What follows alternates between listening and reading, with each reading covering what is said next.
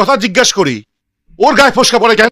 তোরে তো আমি কইছি তোর বাপ আইলে তোরে আমি খবর দেবনি। বাবাই ওস্তাদজি রাখছিল শখ কইরা নাচ গান শিখানোর লাইগা।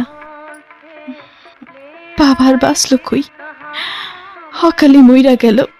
সব ধানে যেমন খই হয় না, সব মানুষও তেমন এক হয় না চাঁদনি। তুই বল, সন্তান ছাড়া আমার এই জীবন সংসার কি হয়? তুই জানিস না আমার উপর হুলিয়া আছে? পুলিশ আমাকে সারা ঢাকা শহর খুঁজছে। আপনার আপনার জেলে অনেক কষ্ট হয়েছে না? এর লাইগা সব দোষ আমার। আগে কিছু না যাই না, মানুষরে ভুল বোঝাটা ঠিক না। সবই বুঝি, খালি কিছু কইতে পারে না। যাওগা, তার চুরি কে করছে জানলেন কেমনে? এই বাইসের জীবন আমার কাছে খাসায় বন্দি পাখির মতো মনে হইতাছে। আপনি যেমন খাসা ভাঙ্গা যুদ্ধ করতেছেন, উড়াল দিতেছেন, আমিও চাই উড়াল দিতে। আমার লগে মেহমান আছে, জেলখানায় পরিচয় চোখে দেয় না।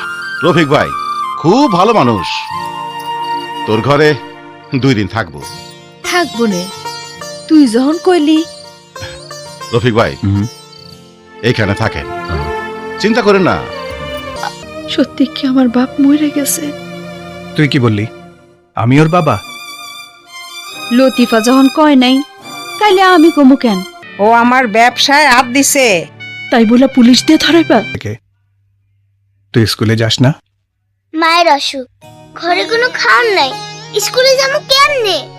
আইজ আমার বাবা এসে থাকলে আমার এত কষ্ট করন লাগতো না। ওই জাদুকর, ফুল পাখি টাকা সব বানাইতে পারো, আমার জাদু কইরা মাইয়া বানাইতে পারো না? ডং, ও জাদুকর ভাই, আমার একটা জাদু শিখাইবা?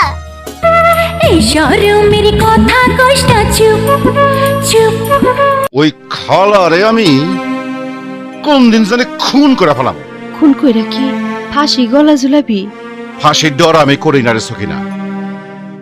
খালা বেটি আমার বাপ জানে নাম পরিচয়, মুখ ফুইটা একবার কোক, আমি সব ছাইরা ছুইরা লাথি মেরে চলে দামগা। আমার যদি কোনো সর্বনাশ কইরা ফেলায়? চম্পাবতী, আমাগো গায়ে 1 ফোঁটা রক্ত থাকতে আমরা তোর কোনো ক্ষতি হইতে দিব না। তোমার কথা সাহস পাইতাছি বুবু।